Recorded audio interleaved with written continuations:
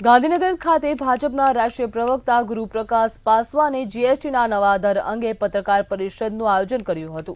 પત્રકાર પરિષદમાં જણાવ્યું કે 2017માં જીએસટીથી વન નેશન વન ટેક્સ લાગુ થયું, જેને ટેક્સ પ્રક્રિયા સરળ કરી। કોંગ્રેસના સમયે 21 થી 31% ટેક્સ હતો, પરંતુ જીએસટીથી ભ્રષ્ટાચાર ઘટ્યો અને વ્યવસાય સરળ બન્યો। આ ઉપરાંત ભાજપના ઉપાધ્યક્ષ અને જીએસટી પ્રચાર કમિટીના અધ્યક્ષ ભરત બોઘરાએ જણાવ્યું હતું કે જીએસટીના ફાયદાઓ માટે જનજાગૃતિ અભિયાન શરૂ કરવામાં આવશે, તેમજ પ્રત્યેક વિધાનસભામાં ધારાસભ્યોને મોકલીને લોકો, ખેડૂતો, વેપારીઓને જીએસટી રિફોર્મ સમજાવવામાં આવશે। अम्बेडकर और दीनदयाल उपाध्याय जी के संकल्प को साकार करने वाला हमारा ये नेक्स्ट जनरेशन जीएसटी का रिफॉर्म्स है। इसको तुलनात्मक दृष्टि से देखना बहुत आवश्यक है। कंपैरेटिव पर्सपेक्टिव क्या है, तो हम सबके ध्यान में है कि भाई कांग्रेस के समय में टूथपेस्ट, साबुन, हेयर ऑयल पे 27% टैक्स लगता था। तमाम इसकी सूची हमारे पास है।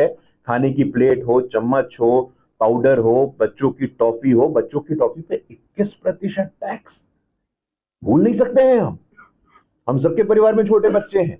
आप कल्पना करके देखिए, छोटे बच्चों के लिए स्टेशनरी का सामान, टॉफी, खिलौने, जो हमारे वरिष्ठ नागरिक हैं उनको अस्पताल का खर्चा।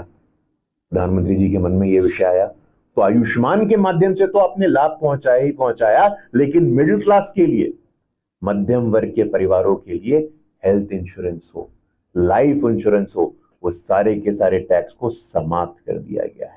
જે પ્રકારે આદરણીય નરેન્દ્રભાઈના નેતૃત્વમાં જીએસટી રિફોર્મ જે છે, નેક્સ્ટ જનરેશન જીએસટી રિફોર્મ, અને આમ જનતાને જેનો ફાયદો મળવાનો છે એના માટે લોકો વચ્ચે જઈ વિધાનસભા સહ દરેક વિધાનસભામાં અલગ અલગ ક્ષેત્રના લોકોની વચ્ચે ધારાસભ્યની અધ્યક્ષસ્થાનમાં એક કાર્યક્રમ કરીને લોકોને એના માટે જાગૃત કરી અને ગુજરાતના અલગ અલગ ક્ષેત્રની અંદર અલગ અલગ ચૂંટાયેલા જનપ્રતિનિધિઓ લોકોની વચ્ચે જઈ લોકો સુધી આ જીએસટીનો ફાયદો કેવી રીતે મળવાનો છે, એનાથી લોકોને શું ફાયદો થવાનો છે એની જાગૃતિ માટેનું કામ કરવાના છીએ।